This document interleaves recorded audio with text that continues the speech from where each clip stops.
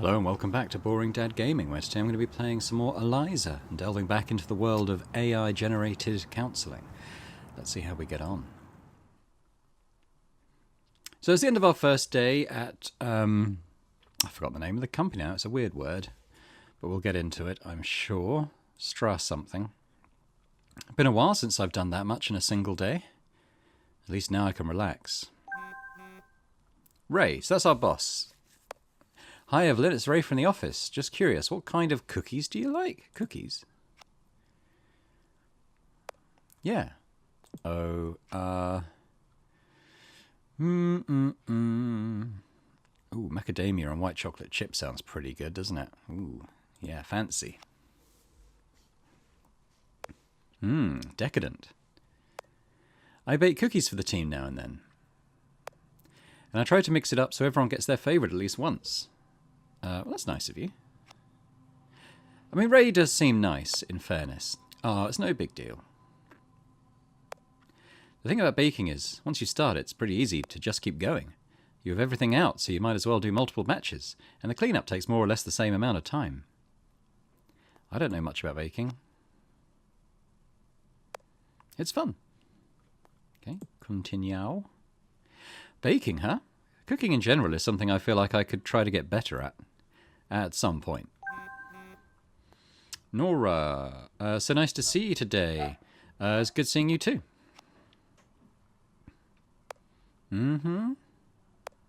We should do that more often. Yeah, we should.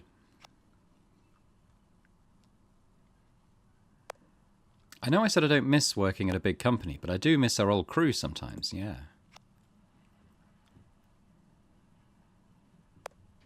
I write software for myself now. It's so much better. Come to my show, though. You're coming, right? Please come. Please. Please. Please. Nora. What? Okay, I will go to your show. Yes. Okay, now I'm really exhausted. Why is even just texting with people such an effort? No, it's not too bad. Have a look around our room. I should tidy up the shelves at some point. Some of these books still spark joy, don't they? Where are the pictures? Oh, I hope they do. Those have been sitting there like that for a long time. I meant to put them up. Not sure what I'm waiting for. I don't really feel like doing anything. What happened? I used to have so much energy. I feel like she's depressed herself. I'd stay up until 2 or 3 in the morning writing code, then I'd be up again at 8, ready to pick up right where I left off. I'm not sure who that person was. I wonder if we're going to explore Nora's own sort of mental health issues as well. It does feel like she's at least slightly depressed. Lacking motivation sort of stuff. And if it was a close friend that died 3 years ago, that would probably explain some of that. Some of these clothes I've had since college. Wish I could reinvent myself like Nora. Not that I would know how. Nothing really happening on our phone, so let's just continue. I'll just get to bed now.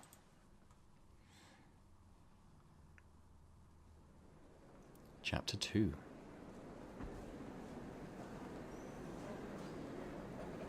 One Mind 2.0, escalating the wellness revolution.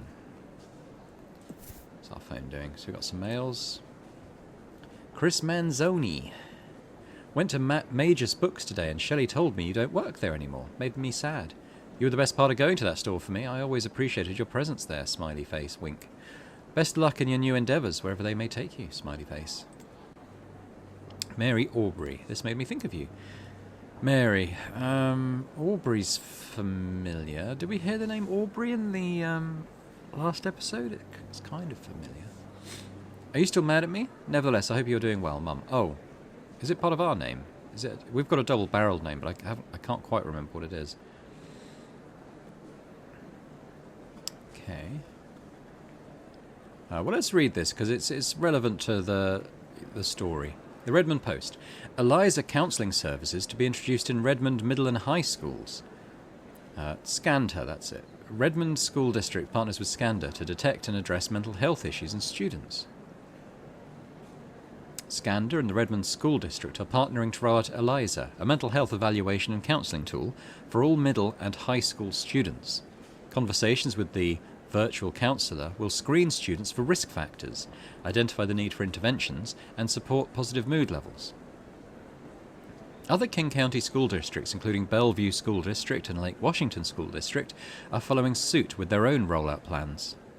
Eliza is an AI-driven conversational tool to support mental health developed internally at Scanda.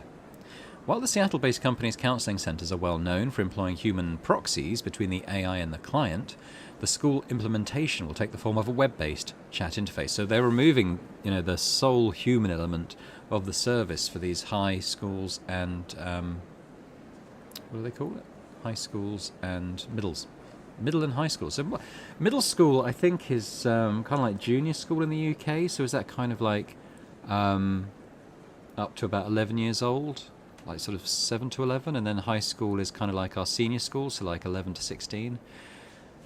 So using this for potentially 7, 8-year-olds, if I'm correct in that, is quite alarming, I would think. The kids are more used to sharing information about themselves in text-based conversations than adults are, so that's what we zeroed in on as the best mode of interaction for this particular application, says Edwin Park, Service Director of the Eliza program at Scanda. Conversations with Eliza take about 10 to 15 minutes each and will be required, but not limited to, one conversation every 2 weeks. So this is going to be a mandated AI counselling session for potentially 7, 8, 9-year-olds plus.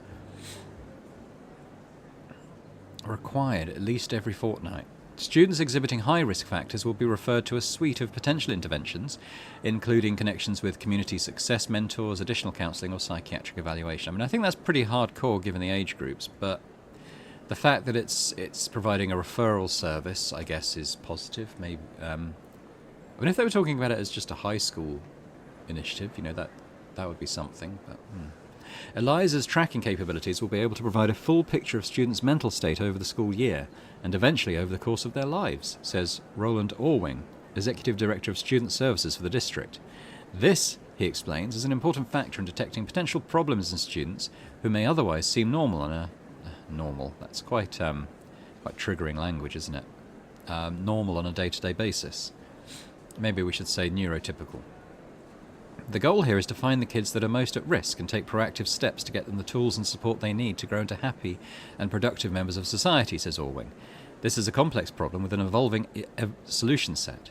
Eliza is just one facet of what is a bigger issue involving not only the kids but their families, our teachers and the wider community. Yeah, okay. This made me think of you. Yeah, it's quite thought-provoking, actually. Glad we read that. Okay. No wonder Nora didn't want to come here. I'm not sure I could take something like this seriously myself. So this is... I guess this is kind of the parent company that they used to both work for that kind of delivered the Eliza AI, I guess. Or is it no, it'll be Soren's new company, won't it? Yeah, that's probably him up there. Maybe that's why Soren is successful and I'm not. Am I late? Looks like the talk is already happening. Oh, this place is packed. I'll just stand at the back. So, to get back to my original point, the current state of the art is AI-driven counseling, typified by apps like Eliza. Let's talk about the model here for a second. He looks a little haggard. I wonder if he's okay. It all begins with data. You collect all the data you can.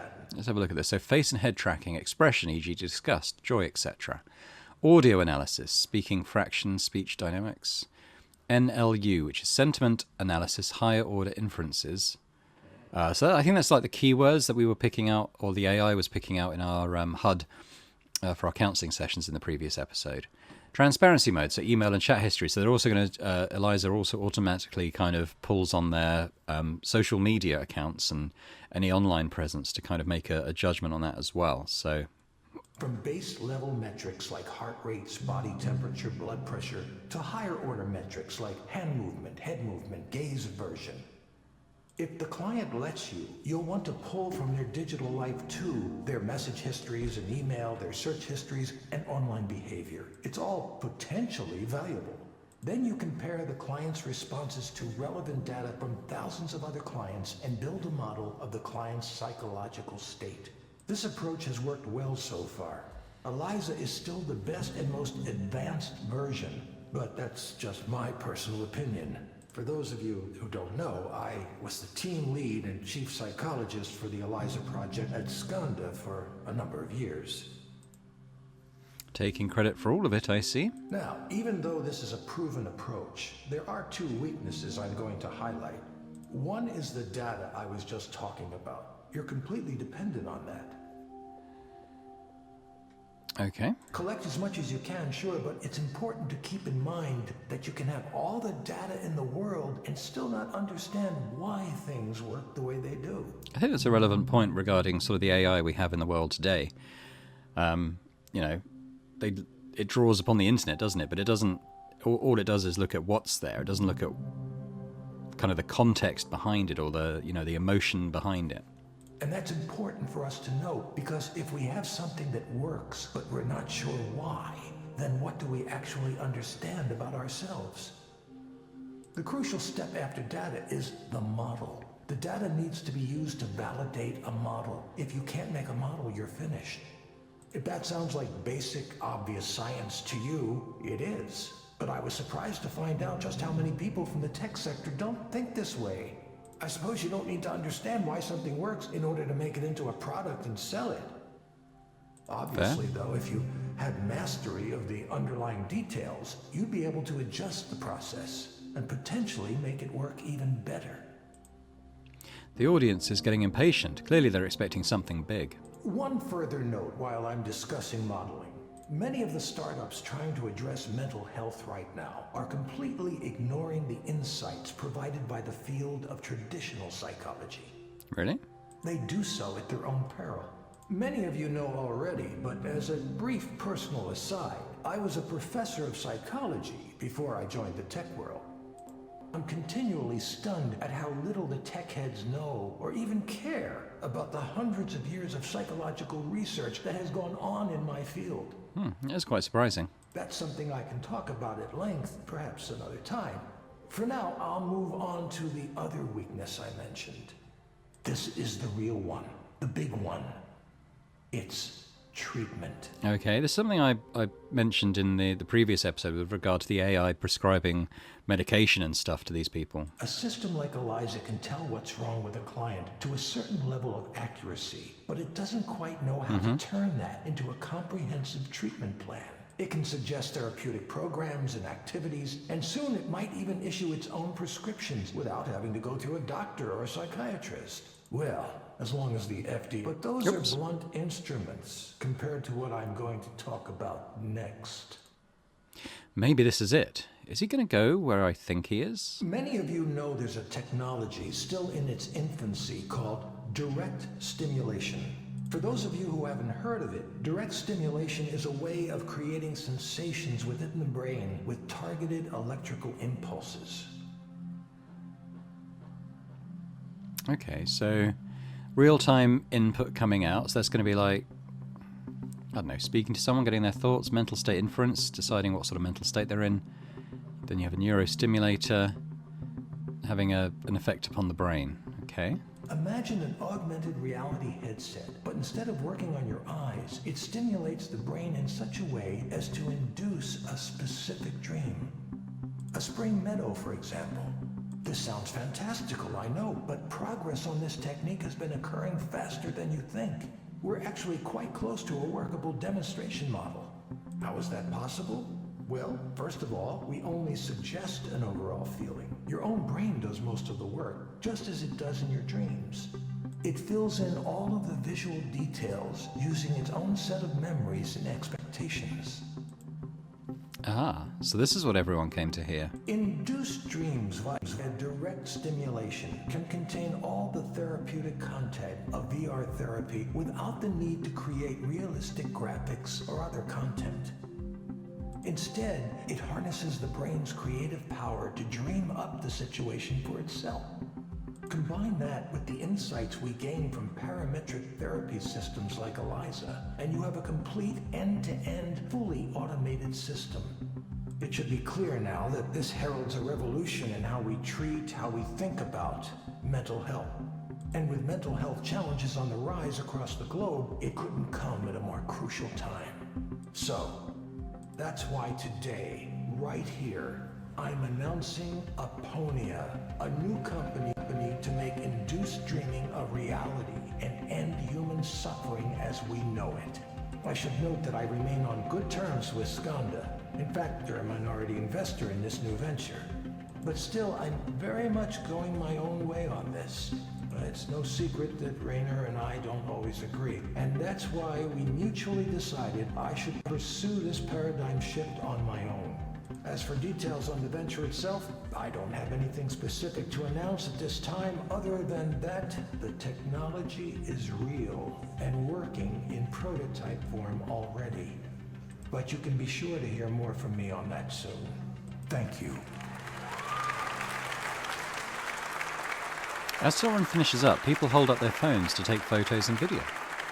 This feels more like a press conference than a talk. Now, I can take a very limited number of audience questions. The crowd starts to surge towards him. He's going to get mobbed. My plan to find him after the talk isn't going to work. I need to get out of here. Ugh, I didn't know what I was thinking coming to this. Whatever my element is, this is not it. I should just get out of here before anybody recognizes me. Except, as I attempt to do that, I happen to spot another man I know.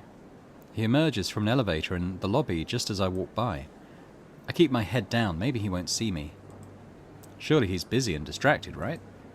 Well, look who's here. Rainer. So this is the head of Skanda, I think. Judging by what Soren was just saying. Yao Ren Rainer Tsai, Chairman and CEO, Skanda Corporation. Good to see you too, Rainer. Where are you these days? I lost track after you left us. Nowhere. Nowhere? Well, nowhere is no place to be. Come by the new office sometime. You should see where we're taking Eliza.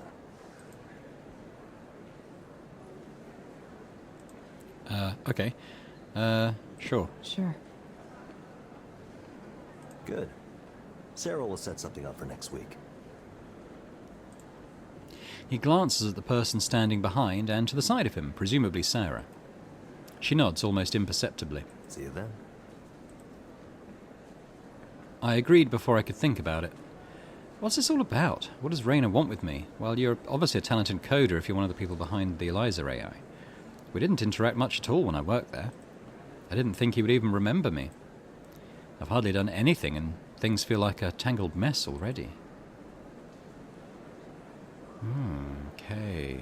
But let me know in the comments what you think about the idea that Soren was talking about versus sort of the current system of Eliza. So he's kind of foreseeing a time, when people will go and speak to the AI, which will diagnose their problems and then kind of simulate a dream state therapy for them directly. I mean, I feel like an over-reliance on technology like that could be quite dangerous, but at the same time, the intentions are obviously good. So I don't know. I'd be interested in hearing people's thoughts on that. Let me know in the comments. Soren's talk is being rebroadcast here. Seems like he really made waves. I'm sure that was his intent, so good for him. Conferences like this always make me nervous. I feel like everyone is looking at me, even though I know they're probably not. I need to get out of here.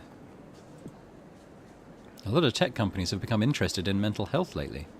It's a fast-growing field now. Or maybe it's just a gold rush. Well, yeah, that is possible too. I think it's a thing that a lot of companies like to be seen to be doing, as opposed to altruism on the subject, but just my opinion. Okay, Andreas Choop. Reminder, contractor parking. Due to limited space, do not attempt to park in Skanda lots without a pass. Vehicle will be towed, blah, blah, blah, blah, blah. Okay.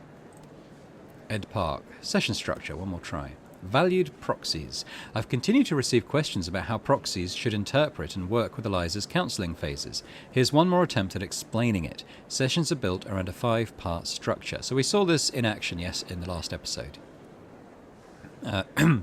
1. Eliza begins with an introductory phase to build a rapport and build a psychological state model of the client. Listen actively during this phase, as clients are able to tell if the provider proxy is uninterested. Your performance should be smooth and natural. During the discovery phase, Eliza transitions to the topic of the client's problems and begin to introduce probing questions. Be attentive to the client and speak your lines in a clear but gentle manner. 3. As the client answers questions, Eliza detects the client's rationalization and/or explanatory strategies. Eliza will then challenge the client's assertions with the goal of inducing the client to re-evaluate their current notions. Remain neutral during this phase and do not adopt a confrontational speaking style. In the intervention phase, Eliza selects one or multiple interventions from its toolkit of cognitive exercises, therapeutic applications, and recommendations for prescription medicine. At the session conclusion, the client is asked to rate the experience. The proxy provider receives the client feedback as well as performance-based incentives as determined by Eliza. Be cheerful during this phase so clients feel comfortable with the idea of returning to Eliza soon. Hope this helps, Ed. Okay. All right, well, let's get out of here. Time to head back to work. At least I don't have to think to do my job. And that, again, that's kind of a worrying aspect of it, isn't it? Just sort of parroting these AI-generated lines.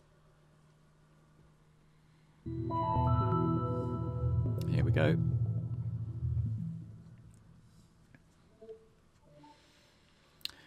We have Gabriel Navarro, introduction. Quite low heart rate. Everything else is fairly basic at the moment. Hello, Gabriel. Hello, Gabriel. Hi. Hope you didn't get rained on too much on your way here. Hope you didn't get rained on too much on your way here. I won't keep reading out those lines. I slipped my mind that she reads them too. A little, but it was fine. I'm used to it. Most people here seem to get used to it, yes. Yeah, they have to, don't they? Not much of a choice, unless you move away. So, what brings you here today? Well, I don't know where to start. I've never really done this kind of thing before, counseling. That's okay. Start wherever you like. Well, I'm about to be a father. Yeah, my wife is due in a few months. Congratulations. That's what everyone says. Congratulations, congratulations. I get this tension, this restless feeling when people say that. It's like a curse or something. Congratulations. Sounds like you might be uncertain about that. Maybe. I've tried to be a good husband, and I'm gonna do my best to be a good father too, but I don't know, there's something bothering me about... I'm balancing a lot of things right now. Work, family, expectations. Everyone has something they want from me. Everyone wants me to do this or that, behave a certain way. It's just annoying being a father. What if I don't want this? Why do you think you might not want this? We all have things we don't talk about, things we would rather keep secret, things that might upset our families if they knew about them. It's unfair. That's all I'm saying. It's unfair that we expect each other to be perfect when there's more going on. I can't stand it when people act like they're pure, like they've never touched a bad thing in their whole lives. And then these people around me think they can tell me how to act, what I'm supposed to do, and I'm like, yo, don't you know you have your own shit to deal with? Why do you have to pick on me all the time? This whole fatherhood thing is just... You know what being a father is to me? It's about providing and protecting, taking responsibility. The world is dangerous, and sometimes the dangers can be hard to see. My duty is to protect. I'm gonna take that seriously. Everything I do, I take it seriously.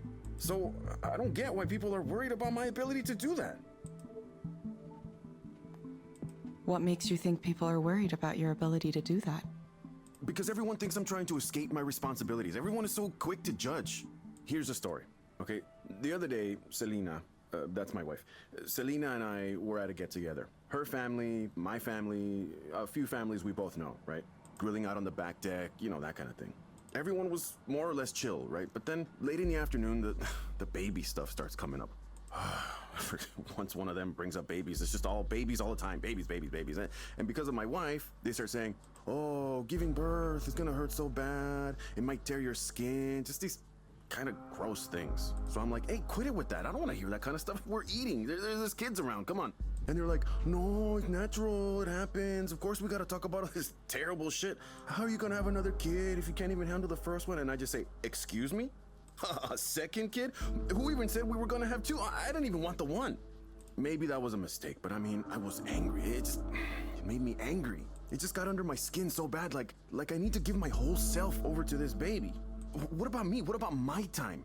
It's a really important thing for me, my time. Well, I'm just supposed to give that up? I've already sacrificed a lot, more than they can imagine. I give everything of myself away. Job, family, everyone wants me to be something for them until there's nothing left. But I can't talk about this stuff to anybody. They just say I'm being selfish. It's like what I want just doesn't matter. Here's a question, Gabriel. If you were to have something you wanted right now, what would you choose? Oh, I'd be far away from all this. Far away from everyone, just on my own for a while. Yeah, I just want to be away. Okay, Gabriel. I have some recommendations for you. First, I'm going to suggest you try a therapeutic virtual world experience called Starry Skies. It may help you take your mind off things. Try it for about 15 minutes each day, in the morning or evening. Second, I recommend asking your doctor or psychiatrist about anexiphin. Is that one that we've already prescribed to someone? I can't remember. It wasn't the girl, I don't think. I think it was it Darren? Is that his name? The very first one? With this guy, I think it's just sort of stress and a little bit of anxiety about sort of changes that are coming into his life. I don't think he's too much of a serious case. Based on my analysis, this medication might help you feel better. Maybe it's just a bit of a, I don't know, anxiety medication sort of thing. You will get a reminder to check in with us in a few weeks. That's it, huh? You can't just tell me what to do to solve this? Some help you turned out to be. He wasn't happy with that, though. Guess I'll have to figure things out for myself. Exactly like before. Thank you, Gabriel. So he's someone who didn't feel particularly helped by the service. We hope to see you back soon. Thank you for speaking with Eliza, your personal counseling partner. Goodbye. That was an interesting one. Yeah, they've all been quite different so far, haven't they? I was going to say, I doubt he's going to give us a good rating, because he didn't seem like that was very helpful for him in his situation. That wasn't a very good rating. He was so closed off. Mainly stressed, I think. I think he was very stressed. This is Soren. Thanks for coming to my talk. You saw me?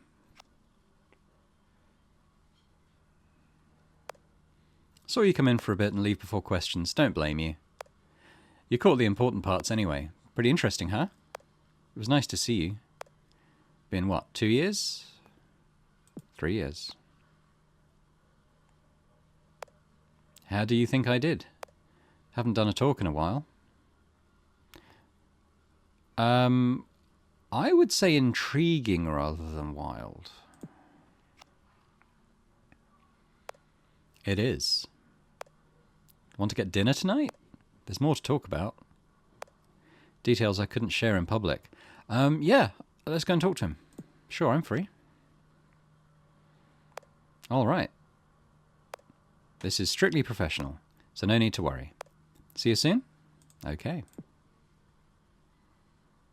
Oh, okay, we got some exploration points in the room. I can only see the 2. I wonder if that painting is supposed to symbolize something.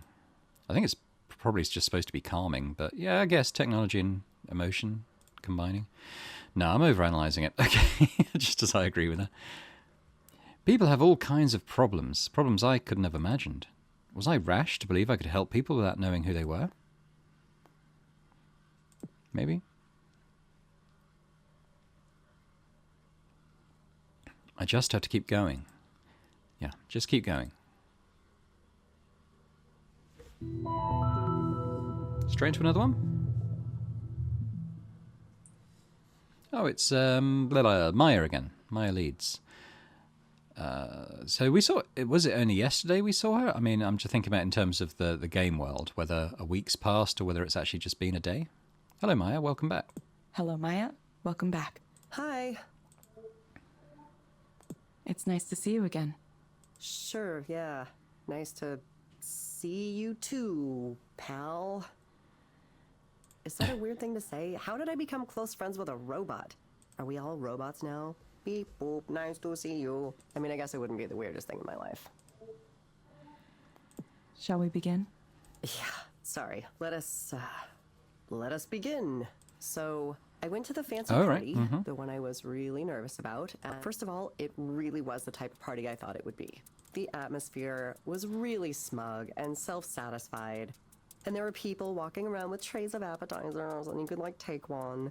So you're standing there with your little square plate for the food and your glass of wine, and you can't, like, shake hands with anybody because you're holding them. But there are some of those, like, tall standing tables. So you're like, okay, I'm gonna go get one of those, and I'll set up shop, right? Like, my little station. But then it turns out there are only, like, 5 of them for the whole party, and they're all taken, so you're just standing there, frozen. And you're watching all your heroes and people you know from their social media presence just right there. They're right in front of you. Artists, writers, directors. The combined level of achievement there, I can't even think about it. It was astronomical. And for the first couple hours, I was so excited by all of that. I didn't notice the other thing that was happening. But eventually, it caught up to me, and I had this sudden feeling, this sudden realization. My presence here contributes nothing. I'm just some extra person who just showed up. Nobody wanted me to be here. I don't belong with these people. I haven't earned it. So I cried in the bathroom for a little bit, or maybe a lot. It's fine. I'm fine. I'm sorry. How do you know it's true that nobody wanted you there? Because of the way people acted around me. Nobody knew who I was or even wanted to ask. I would introduce myself and it's like, you could just see it in their eyes. I mean, in the world of illustration and comics, people tend to be hyper aware of each other and their careers. It's this kind of weird, open secret. Oh, hey, this person who's already popular got 1 million views, got a book deal, pitched an original series. Without anything like that, I have no ground to stand on. I'm just this non-entity. But I mean, everyone started there, right? At one point, I was talking to someone and I was trying to make a joke or whatever, and I could feel the impatience just radiating off him. He sighed, like he couldn't believe he was wasting his time talking to me. I was just over to him. Why can't I hold a conversation? I guess if I was marginally attractive, then at least I could be charming, but I'm not. I'm not even that. Is being charming your goal with this? No, of course not. There has to be a way I can deal with these feelings. It's hard. It's really hard when nobody gives a shit about my work. Or me. I don't even know why I went. I just want to stay home for the rest of my life. Why do you think you went? Because of everything they say about how you have to have your face out there and make connections.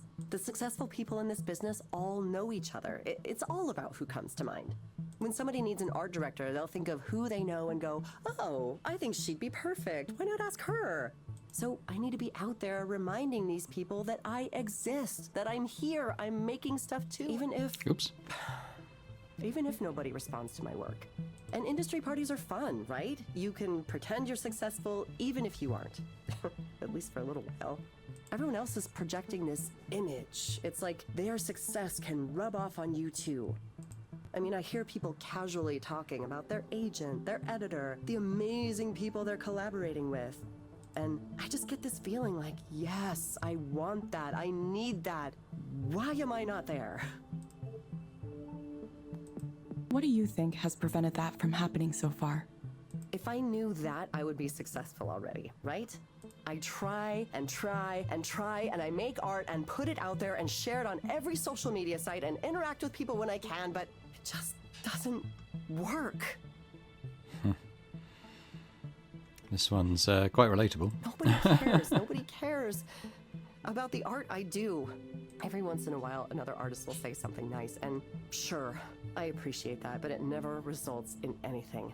My work goes out there, and it dies.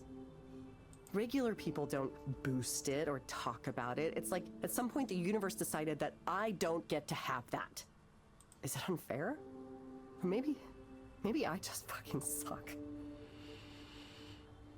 I mean, I think this is probably relatable for a lot of people. I mean, you know, I think there's a lot of good work being done creatively out there, but it requires almost like a perfect storm of timing and coincidence for stuff to get noticed and just get that sort of initial momentum that just carries them forward. Whereas for a lot of people, you know, that perfect storm doesn't happen, and it's not down to the quality of the work they produce. It's just down to accident almost sometimes. Yeah, no, that's interesting. Maybe I'm a shit-tier artist and I'm a failure of a person and everyone knows it. She's probably really good. It's just, yeah, I mean, it sounds like she's doing all the right stuff as well. It's just, yeah, not quite happening for her. Everyone except me. Sorry. I know that's going too far, even though I really feel that way. Okay, Maya, I'm going to suggest you try a program called Meadowlands. It may help you take your mind off things. You can find it inside the Skanda Wellness app on your phone. Try it for about 15 minutes each day, in the morning or evening. Sounds kind of boring. Why can't you assign me a game where my problems are zombies and I get to shotgun them in the face? Actually, I guess I could just buy a game like that, couldn't I? Yep. Maybe I'll hit the game store on the way home. Thank you for coming in again, Maya. We'll follow up with you again to see how you're doing. Yeah, thanks. I appreciate the check-ins. I honestly do. It's easy for me to get lost in these spirals. I mean, it's heartbreaking because, you know, you get these very, very talented people out there, and they don't quite get that level of notice that the quality of their work probably deserves. It's a real thing. Thank you for speaking with Eliza. Thank you for speaking with Eliza, your personal counseling partner. Goodbye. See you soon.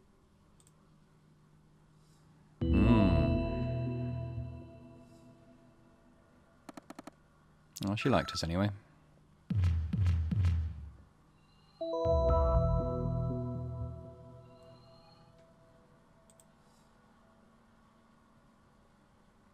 Are these the same as they were before?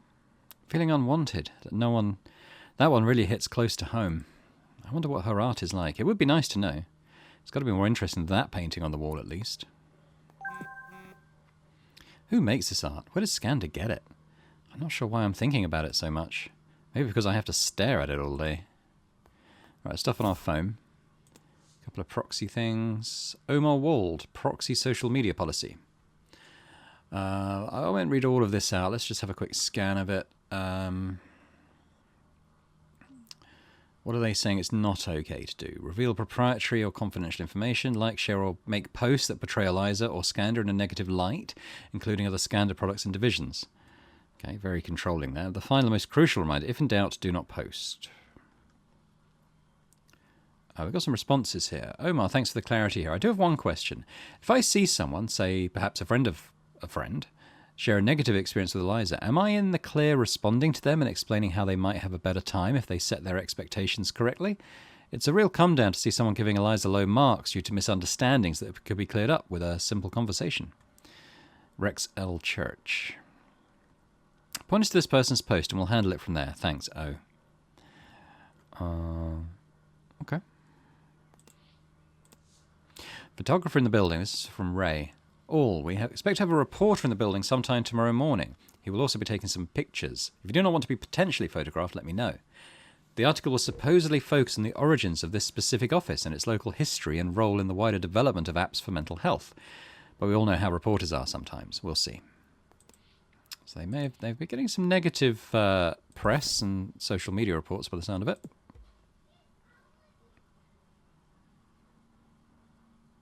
I wonder why the headset shows all these metrics and data.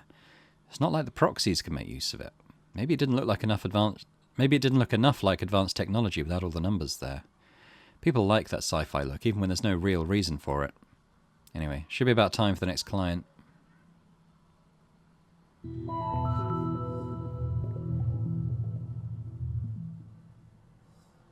Okay, we've got someone new. This is Holiday Durant. Hello, Holiday. Hello. You found the place okay? Uh-huh. Yes, I did. The 13 goes right up from Belltown. It's $1 with a reduced fare permit. That's good. I'm glad. So what brings you here today? Oh, nothing in particular. I wanted to see what all this fuss was about. I'm not crazy, no, not even mentally disturbed. You see those people yelling on the street late at night? They're the ones who need counseling. They need more than counseling, probably. Me, I'm doing fine. My mind's still sharp. I smoke dope. It helps. I'd have it more often, but it's all expensive now. Everything's expensive now. There's a nice young couple in my building, though, and they're always sharing, which is nice of them. I think they do something with computers, though I sure don't know what it is. When I moved into the building where I am now, it was $300 a month. Can you imagine? They want to tear it down, of course, the property developers. They already got the building on the corner next to ours, even though it's supposed to be on the historical register. It was going to be added, but there was some delay or something, and then, bam, it's gone. They did some kind of backroom deal with city council, probably.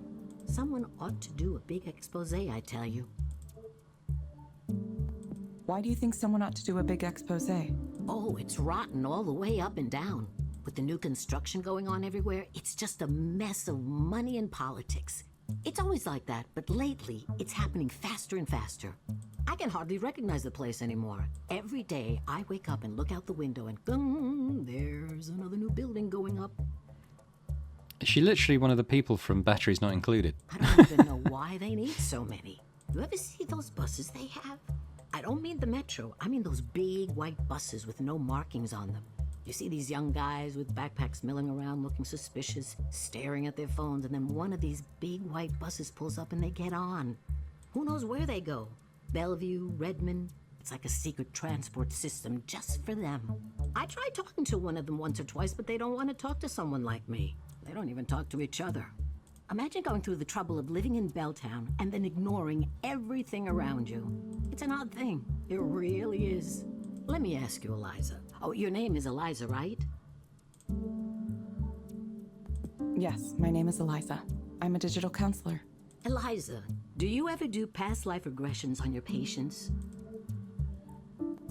I'm sorry, I'm afraid I don't understand the question. You know, past lives. You hypnotize someone and you get them talking about how they used to be a duchess in a royal family in medieval times or what have you. I'm sorry, I'm afraid I don't understand. I was just kidding. I don't expect that, no.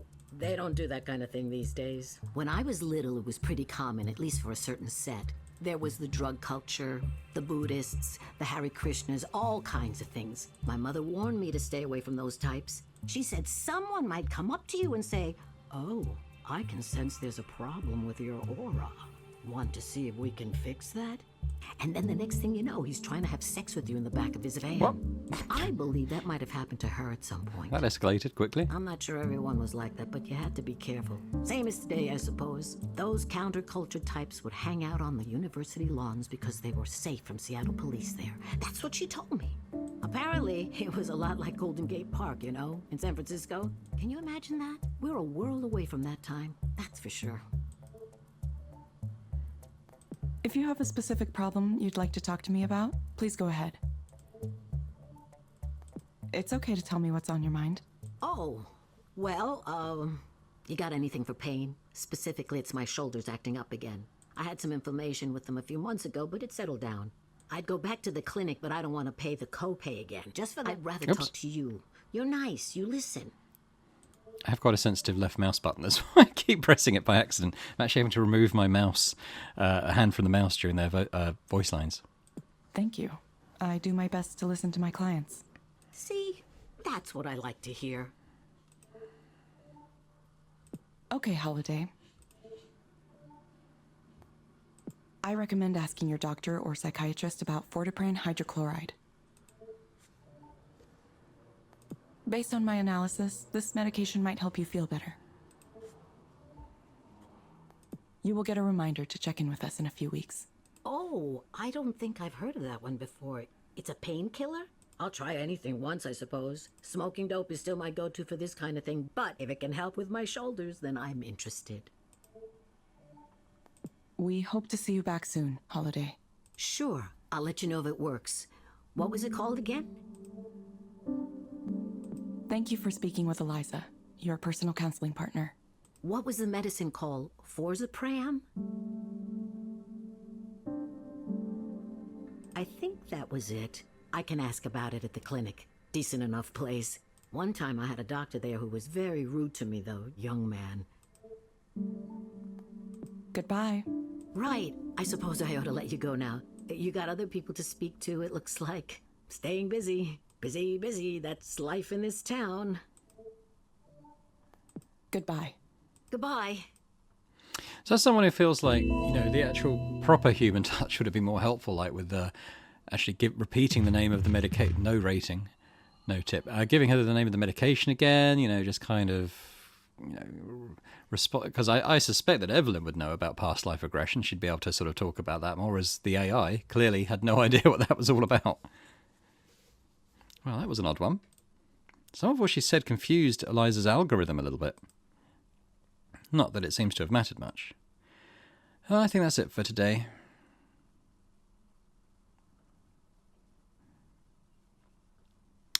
So that night I head out to meet up with Soren at the restaurant he picked. It's much fancier than I expected.